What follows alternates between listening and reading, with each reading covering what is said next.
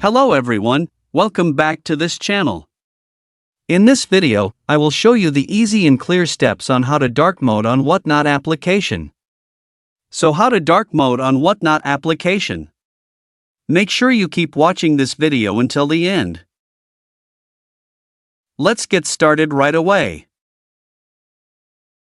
Firstly, open the Whatnot app on your Android device. This is the initial screen of the Whatnot app.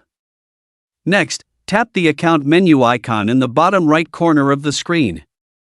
A scrolling menu will appear. Next, scroll down. Next, tap the Preferences menu. Next, scroll down. Then, tap Appearance. And tap Dark Mode. So that's it, this tutorial on how to dark mode on Whatnot application. Thank you for watching. I hope this video was helpful. See you in the next video.